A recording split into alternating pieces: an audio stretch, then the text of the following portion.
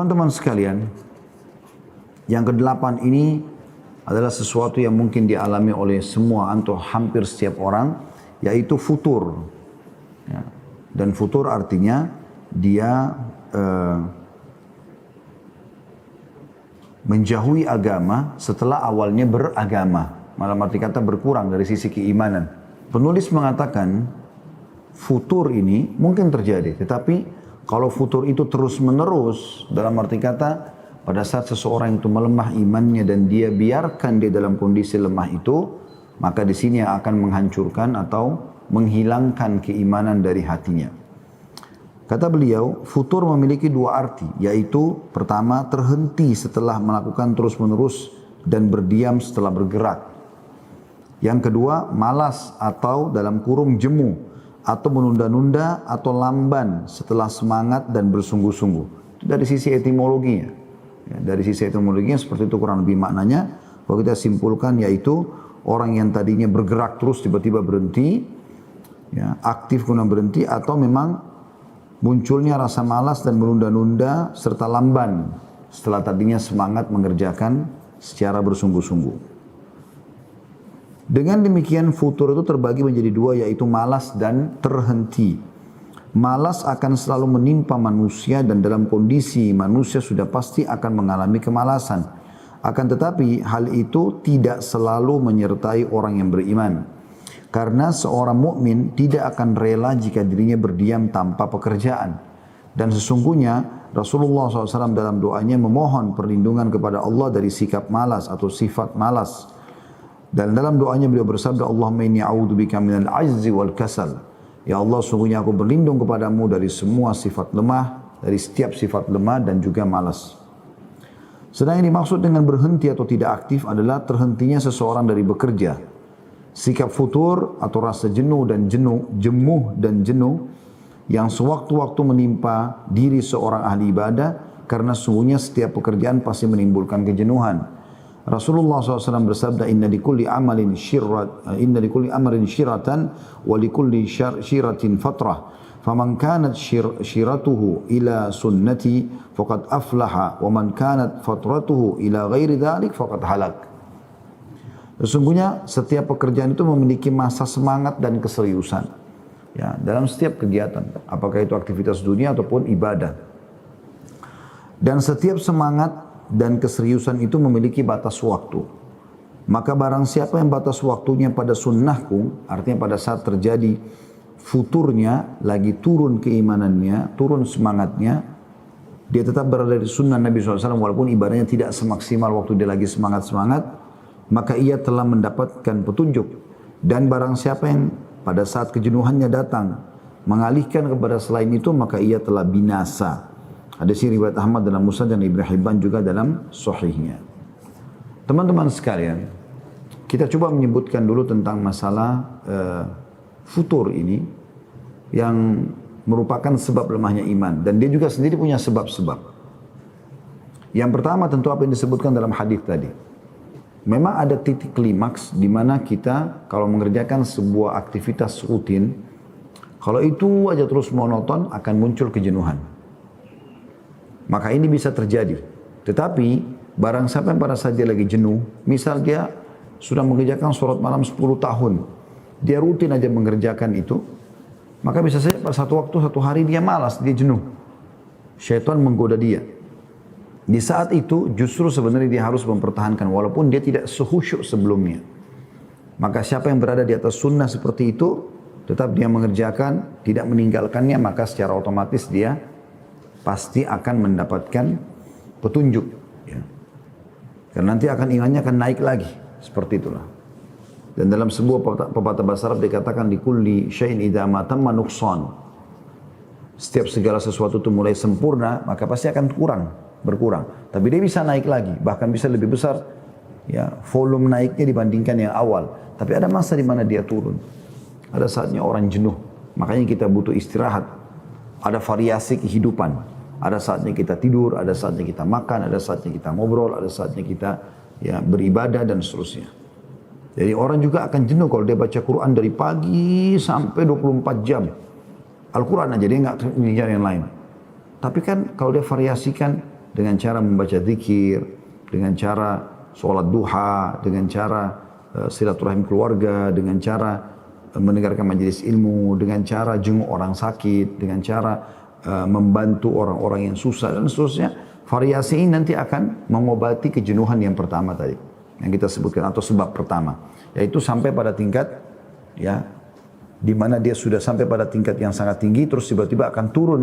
Tapi itu tidak akan drastis insya Allah selama dia berada di atas sunnah Nabi SAW. Tapi siapa yang biarkan pada saat dia lemas atau dia malas, dia turun, drop, maka sulit sekali untuk dia naik. Makanya Nabi SAW mengatakan kalau tidak di atas sunnahku, dia tidak pertahankan apa yang sedang dia kerjakan, maka akan hancur dan binasalah dia.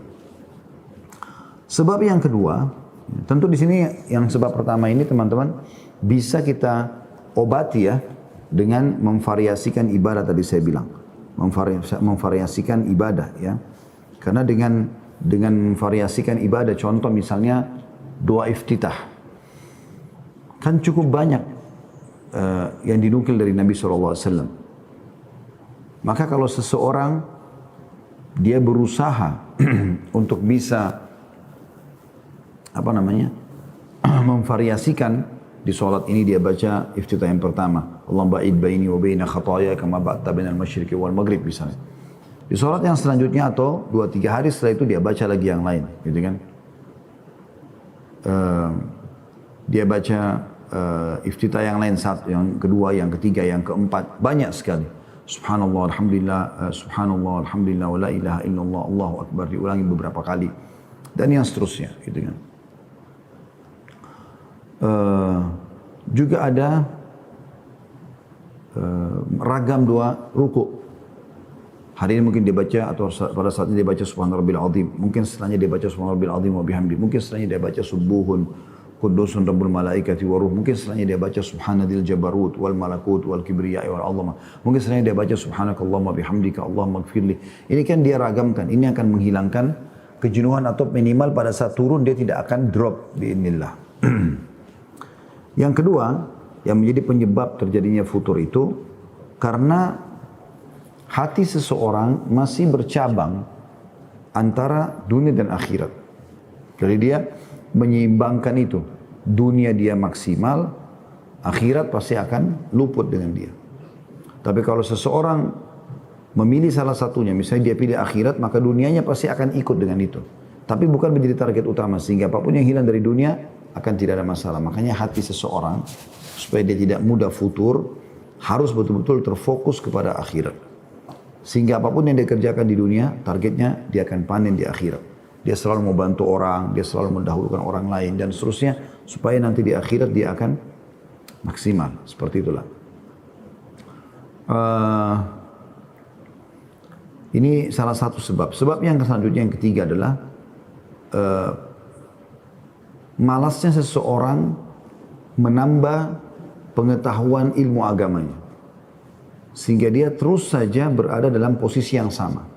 Dan merasa dirinya sudah pintar. Apalagi sampai menganggap remeh orang lain. Sebab yang keempat, penganggap remehan terhadap amal soleh. Jadi dia, cuma sedekah. Misalnya dia suka sedekah. Lalu kemudian ada proyek sedekah tapi kecil. Ya sudahlah, saya nggak mau, saya tunggu aja yang besar. Padahal sebenarnya dia tidak tahu, mungkin itu amal terakhirnya dia. Harusnya dia berusaha untuk mengerjakan semua kesempatan yang ada. Pada saat kesempatan besar ada, dia kerjakan. Pada saat kesempatan kecil ada, dia juga kerjakan. Seperti itulah. Sebab yang kelima dari futur itu sendiri, pergaulan yang ada dan lingkungan. Di mana dia sudah baik ibadahnya. Tapi dia masih buka komunikasi dengan teman-teman SMA-nya, dengan teman-temannya secara umum, tapi fasik kalau laki-laki dan fasik kalau perempuan. Sehingga akhirnya yang terjadi adalah lingkungan ini seperti atau keadaan teman-temannya ini akan bentrok dengan jiwanya dia. Ya. Setiap saat selalu berantem, gitu kan, berkecamuk dalam jiwanya. Maka bisa saja kalau dia kuat secara iman, ya, dia bisa pertahankan. Kalau tidak, maka dia imannya akan dikalahkan ya, oleh lingkungan yang ada. Oleh karena itu kita tidak boleh membuka pintu itu sama sekali.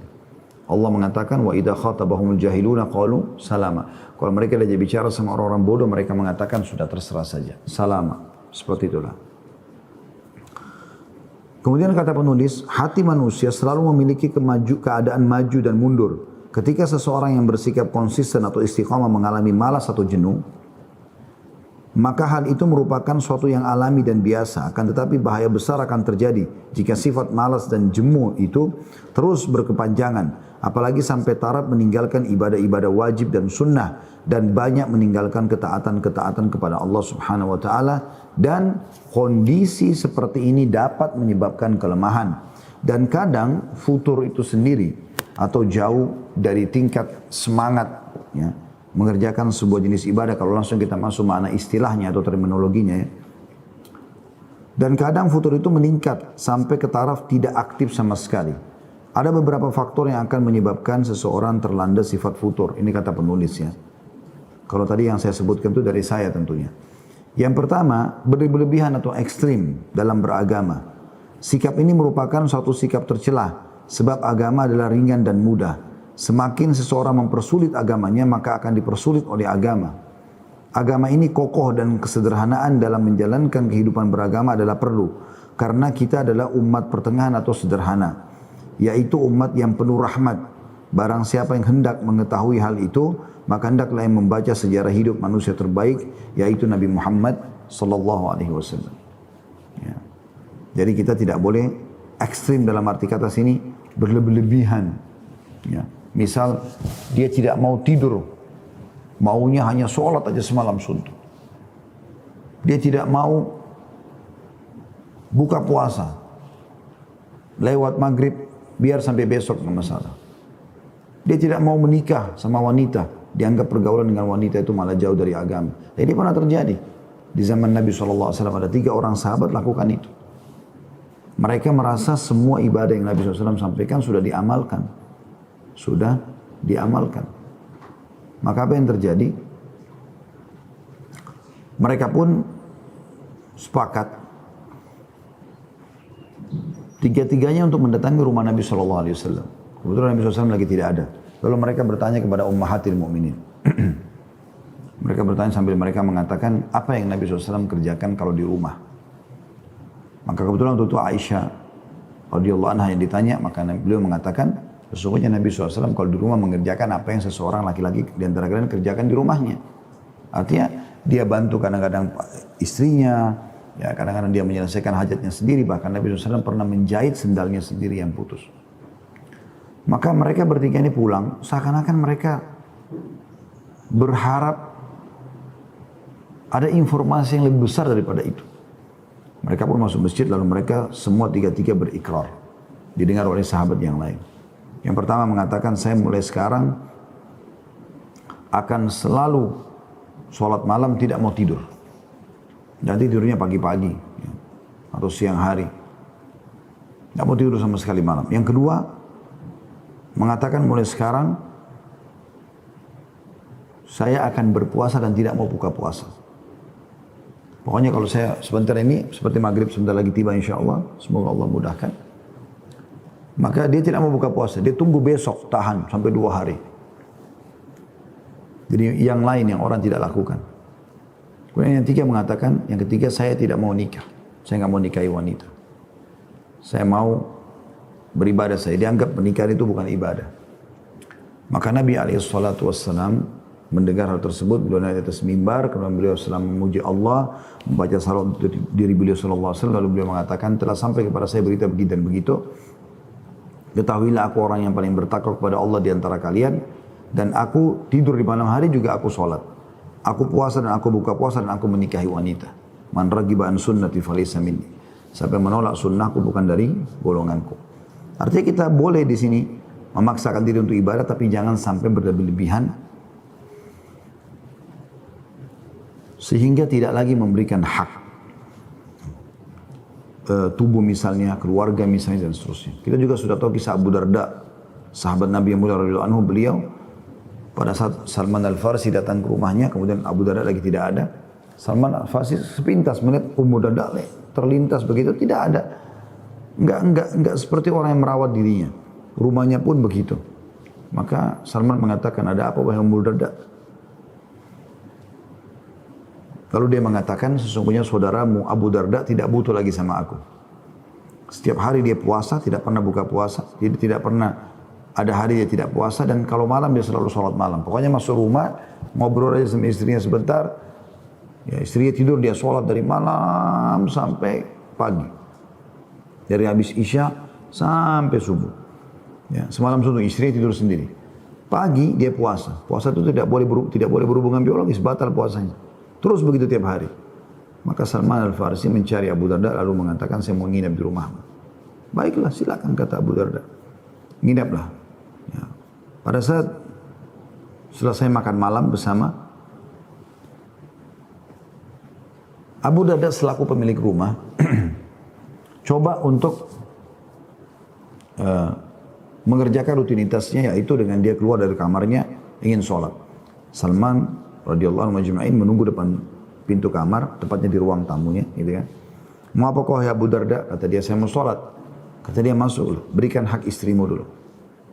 Maka masuklah Abu Darda di awal malam. Di 1/2 malam, ya kita mungkin jam 11-an malam itu, dia keluar lagi. Kata Salman, mau apa kamu? Dia bilang, saya mau sholat. Kata Salman, masuk, berikan dulu hak istrimu. Maka dia masuk lagi. Yang ketiga, dia keluar di 1/3 malam, di waktu ketiga maksud saya. Maka dia keluar, Salman mengatakan, sekarang sholatlah sepuasmu. Sholatlah. Habis sholat subuh, seperti biasa tentunya, Abu Darda niat puasa, dia sholat ke masjid bersama Abu Salman, ikut bersama Nabi SAW, lalu pulang ke rumah. Karena Salman tamu, maka Abu Darda menyuruh istrinya Abu Darda menyiapkan sarapan. Disiapkanlah sarapan tersebut. Kemudian Salman waktu dipersilakan makan, Abu Darda bertanya, kenapa kau nggak makan? Dia bilang, saya lagi puasa. Kata Salman, saya tamu, wajib kau hormati. Sementara kau sedang puasa sunnah, batallah. Maka Abu Darda pun membatalkan puasanya. Setelah itu rupanya dia terganggu. Dia mengatakan, saya akan laporkan ini kepada Nabi SAW.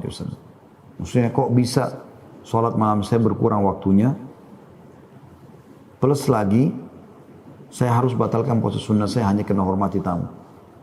Maka Salman pun ikut bersama Abu Darda radhiyallahu anhu majma'in menuju ke Nabi SAW, dan ternyata Nabi pun membenarkan Salman sambil mengatakan, a'ti kulladzi haqqin haqqah. Nasihati Abu Darda radhiyallahu anhu, berikanlah segala sesuatu itu haknya, kata Nabi SAW. Dan ini semua tidak boleh kita anggap remeh, kita harus bisa membagi semua itu, karena itu sebab daripada futur itu sendiri. Kemudian yang kedua, kata beliau penulis ini, berlebihan dalam melakukan hal-hal mubah, yaitu dalam hal makan, minum, berpakaian, berkendaraan. Setiap kali manusia melampaui batas dalam melakukan suatu perbuatan mubah, maka ia telah kehilangan nikmat ketaatan. Karena orang yang melampaui batas dalam hal makan, minum, berpakaian, dan berkendaraan, serta perbuatan mubah lainnya, maka ia akan terserang wabah penyakit malas. Dan ia merasa berat dalam melaksanakan ketaatan, di mana semua hal itu akan menyebabkan futur atau dalam kurung lemah semangat. Syaqiq Al-Balkhi berkata, ibadah adalah pekerjaan, kedainya adalah khalwah atau menyendiri, dan alatnya adalah rasa lapar.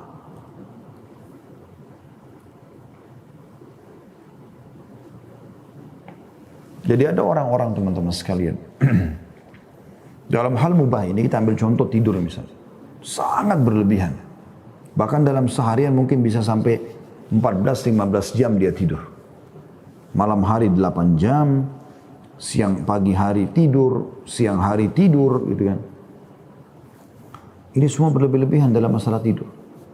Kita sudah tahu secara medis pun kesehatan mungkin normalnya adalah 8 jam. Jadi sepertiga dari waktu Anda dalam seharian.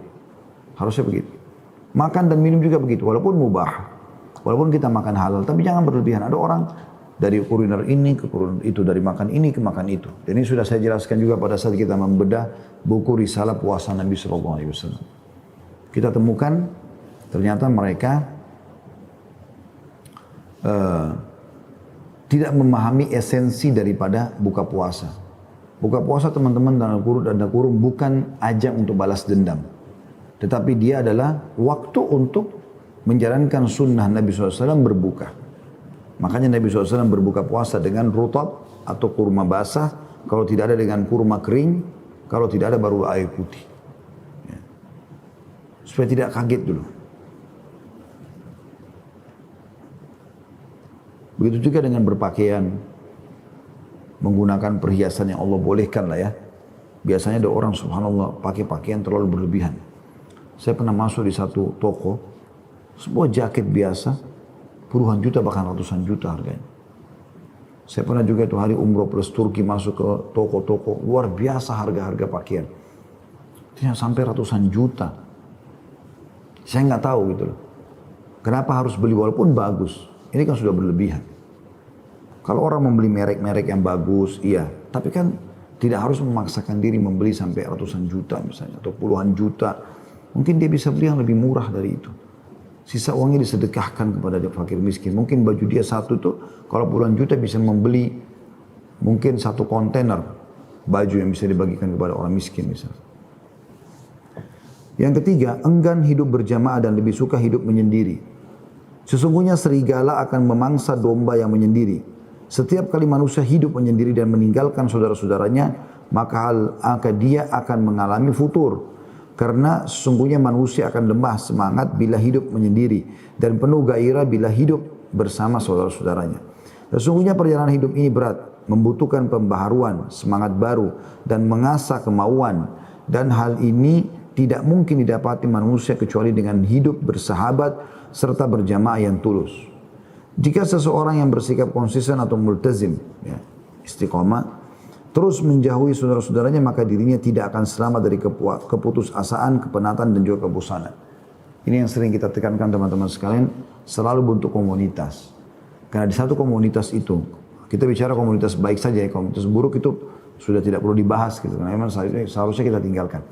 Tapi komunitas baik ini, ya, kalau teman-teman tidak membentuk komunitas itu, tidak berusaha bergabung dengan mereka, orang-orang baik ini, maka kita akan jenuh. Karena kita merasa diri kita sendirian. Ternyata di luar sana, selain kita sholat malam juga ada orang sholat malam kok. Selain kita makan halal, minum halal, kita menikah juga ada orang di sana. Orang suka dukanya mendidik anak juga ada orang yang lakukan itu. Jadi berbaurnya kita ini saling berbagi pengalaman akan mengurangi bahkan bisa menjauhkan kita dari futur tadi. Yang keempat, minimnya ketaatan. Seperti jarang melaksanakan sholat wajib dengan berjamaah bersama kaum muslimin. Malas melaksanakan sholat. Tidak memperhatikan rukun dan syarat-syarat sholat. Menyanyiakan waktu dan menjauhi membaca Al-Quran. Sedangkan cara mengatasi semua hal itu adalah dengan melaksanakan kedua hal di bawah ini. Yaitu yang pertama, tidak berlebihan dan melampaui malas atau batas agama. Kemudian yang kedua, meninggalkan perbuatan maksiat dan kemungkaran. Meninggalkan kemaksiatan dan kemungkaran. Ya. Jadi ini sebenarnya teman-teman sekalian adalah hal yang mendasar yang bisa menyebabkan futur itu sendiri datang. Futur itu sendiri datang. Khusus untuk poin yang ketiga dan yang keempat, yaitu enggannya hidup berjamaah dan juga minimnya ketaatan, ini saling berkaitan satu sama yang lain. Karena kalau kita bentuk komunitas saleh, kita bergabung sama orang-orang yang rajin ibadah, laki-laki sama laki-laki soleh dan soleh, perempuan soleha dengan soleha tentunya, karena berbaunya laki-laki perempuan dikhawatirkan apalagi kalau berduaan bisa khalwat. Ya, kita bicara secara global saja antara sesama jenis. Ini akan membantu kita untuk semangat melakukan sholat. Kan beda. Saya kalau jalan pakai baju koko misalnya, sendirian, di komunitas atau di masyarakat jalannya orang mungkin tidak pakai baju koko, beda percaya diri saya dengan kalau saya berjalan dengan dua orang saudara saya. Sama-sama pakai baju koko dan kopiah misalnya. Kalau 3 orang, kalau 4 orang, kalau 5 orang, makin banyak komunitas, maka kita makin percaya diri. Seperti itulah. Baik dalam mempertahankan atau istiqomah dalam ketaatan yang kita lakukan, ataupun kita meninggalkan kemaksiatan. Begitu juga kita komitmen untuk terus mengulang-ulangi ketaatan tersebut. Bahkan kita bisa atau bisa terjadi tanda kutip persaingan positif, ya, agar kita bisa bersaing positif. Kalau teman kita sudah sholat misalnya 20 rakaat, sholat tarawih kita masih baru 8, kita berusaha untuk bisa mengerjakan seperti dia. Contoh misalnya. Ya. Begitu juga dengan minimnya ketaatan. Ini sangat berpengaruh tadi saya bilang. Karena kalau Anda sendirian, pasti akan muncul itu. Rasa malas sekali untuk ibadah. Dan saya juga sudah berbagi kemarin teman-teman sekalian, kalau seandainya teman-teman muncul sebuah rasa malas, baik itu memang dari sifat bawaan kita, ya karena kejenuhan, atau memang ditunggangi oleh syaitan untuk membuat kita tidak mau mengerjakan ketaatan. Maka saran saya pada saat itu justru Anda mengerjakannya. Misal wudu sebelum tidur, malasnya ke kamar mandi misalnya. Enggak, kita berdiri dan kita wudu. Bersyukur kita pada saat itu kita lakukan. Karena pada saat itu Anda seperti lagi diikat lehernya pakai tali kekangan oleh musuh, yaitu syaitan. Dan dia mau berusaha untuk mengontrol kita sehingga setiap kali kita mau kerjakan ibadah, leher kita ditarik sama dia. Nah caranya gimana? Lepaskan tali kekangan itu. Lepaskan. Cara melepaskannya adalah dengan mengerjakan ketaatan tadi. Jadi waktu duha nih, sudah jam 8 pagi kayaknya saya mau sholat duha. Tapi malas rasanya, gitu kan. Enggak, pada saat itu langsung bangun, berdiri, semangat, kerjakan. Ya, lagi malas sedekah, malas baca Quran, malas berzikir, semuanya kita harus segera mengerjakan justru pada saat itu. Karena kalau tidak pasti akan turun teman-teman sekalian. Dan dalam mengerjakan ketaatan sering kita bahasakan ini, usahakan agar selalu diikuti dengan paksaan tanda kutip, yang memaksa diri di sini untuk mengerjakannya. Karena kalau tidak paksa tidak akan pernah menjadi orang yang lebih baik tentunya. Allahu Akbar.